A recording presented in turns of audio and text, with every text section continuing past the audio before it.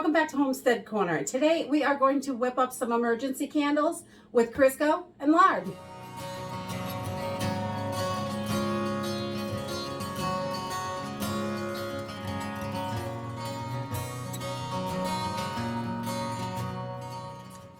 I showed you guys a while ago how to make a candle out of liquid oils in your pantry. I think it is so important to never throw out oils when they go rancid because they are still very usable for so many other things.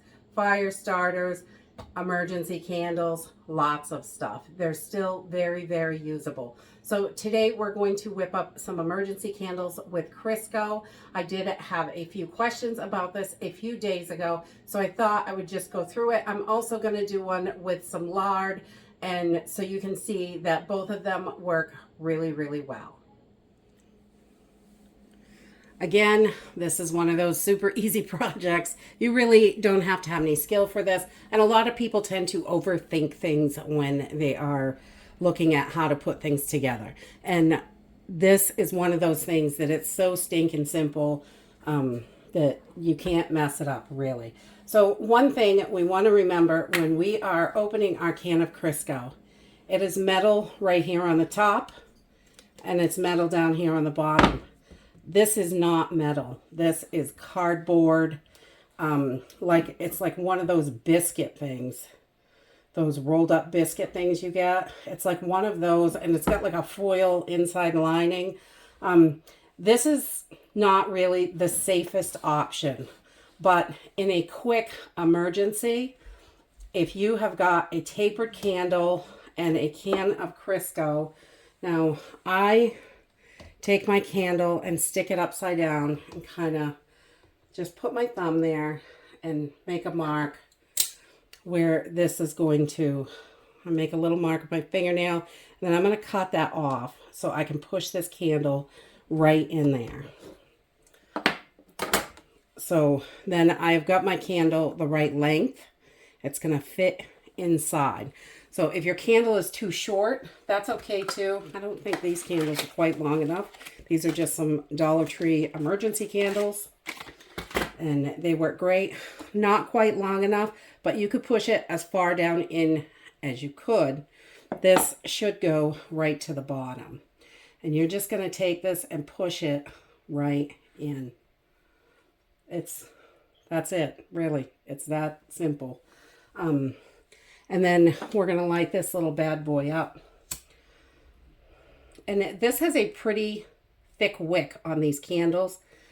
And so it's going to be, this size candle works really well. If you use a birthday candle, the wick is really thin, so it's going to kind of drown itself out. So I don't really recommend birthday candles, but the thicker wicks, you definitely want something with a thicker wick on it. And I don't know if you can see that, but you want something that's fairly thick so it will handle the pool of wax around it. Another thing when you're burning this, when you make candles, when you buy candles at the store, your wicks are adhered to the inside bottom of the jar or something like that. So when you burn this down, you're really going to want to stop burning it at 1 inch because this wick is going to be loose in that hot wax. So it'll float around in there, and you do not want that. That is a problem. It can catch the sides on fire, things like that. Even in your glass jars, the flame on the jar will crack your jar. So if you're pushing candles down inside of these solid fats, you want to make sure to stop it from burning before it gets to the bottom because it is not going to work good. Once that wick falls over, you're going to have a flame up against the glass, and that's when glasses shatter. So we're just going to take this Crisco can and we're going to move it off to the side right now. I'm going to leave it running so you can see it running. You don't want it underneath the cabinet. Let's see if I can keep this in view so you can see it. So you can see how it works while we're working on this other candle. So I'm going to take some lard. If you've got expired lard, it used to be that Crisco was so much more inexpensive than lard, people would use Crisco.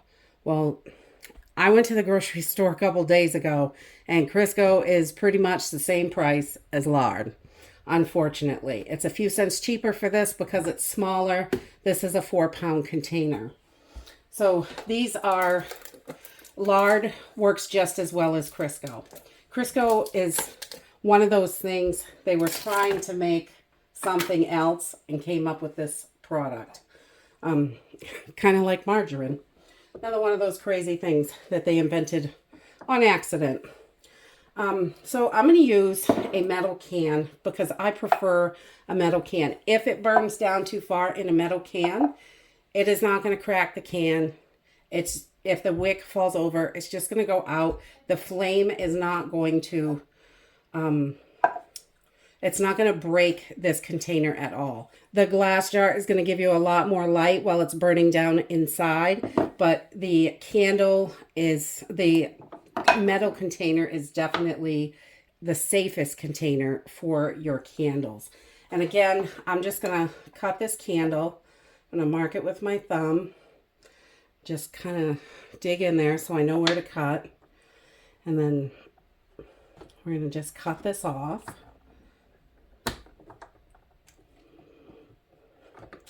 This candle is a lot harder than the other candle, just due to the different type of wax that's in it. And then we can take these pieces, and like this one has quite a bit of wick in it. If you melt that down, you can get the wick out to make another candle. This one you can use it, melt it down with that and just have more wax for another candle.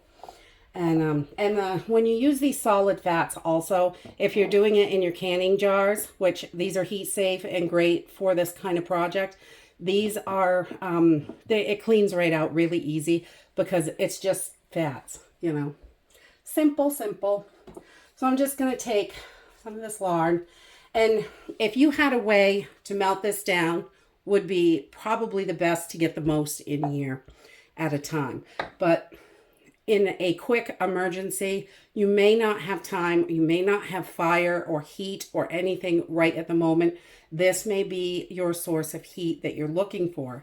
So you can just scoop this out. Obviously, you don't want to make a candle in a plastic bucket. So we want to definitely move this. And your Crisco, your best bet is to move that to a jar as well. Because this is not a metal can. If it was metal, I would say let it rip. But if that's all you have, definitely pay attention to it. Keep your eye on it, but it'll work. And these do not burn sooty. If your candle wick gets too high, you may get a little black soot off it from your wick, but these fats burn nice and clean and they don't really stink. So we're just pushing this down the best we can, getting as much air out as we can. And in a quick emergency, this is exactly what I would do. If I had no other candles.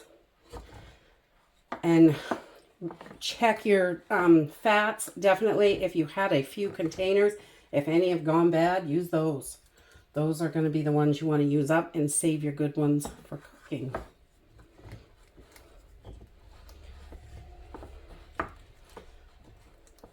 I'm just going to keep packing this in there and do a little bit at a time just to try and reduce the amount of air bubbles in there. Because if you melt this and then put it in and let it harden, you're not going to have air bubbles in it. And that is handy. But if you don't have a way to do it and this is your source of heat then or light, then this works as well. There's always a bunch of different ways to do stuff, and I definitely recommend trying stuff out and see what works for you. Again, just like this other one, we're going to take our candle and we're going to push it right down in. This is not hard to do at all. Get it right down in there. And we're going to light this bad boy up.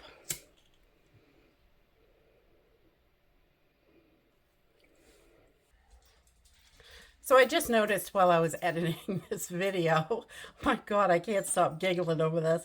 My husband and I do little pranks on each other all the time around the house to make each other laugh. So when he knew that when I went in the pantry and picked up that lard bucket and he adjusted the words, that I would laugh. And he was right. I certainly did. And we are just going to let these burn for a little while, maybe an hour, so you can see how this goes. And I don't know if I can get this time lapsed, but I'll try. So these candles have been burning well over an hour, and you can see they're still going. They burn really well, actually. You don't get all kinds of black soot or anything like that. There's really no scent coming from either one of them at all. So that is really nice. And if you are looking for heat out of one of these, you could definitely add like a clay pot to the top. And once that clay pot heats up, it's going to radiate more heat. So it would have to be like a terracotta pot, something that can handle the heat, because this will get super duper hot. You want to be careful not to touch it afterwards. And you want to make sure there's plenty of airflow in there for that candle to burn. So in an extreme emergency, I would definitely just pop a candle right in here if that is all I had. If I was able to use containers, I would definitely try to do that, because glass or metal containers are going to be a lot safer. Remember, this is not metal, just the top and bottom are. A lot of people think they're metal, but they are not metal once you get in there. It's just the top ring and the bottom ring. This is all like those biscuit things. So this is a great option, really, if you've got rancid fats, or if this is all you have, this will work. It'll give you light, it'll give you heat, and you will be able to hopefully get through your emergency. And that's it for today. If you like this video, give me a thumbs up, subscribe. I'll see you in the next video. Bye.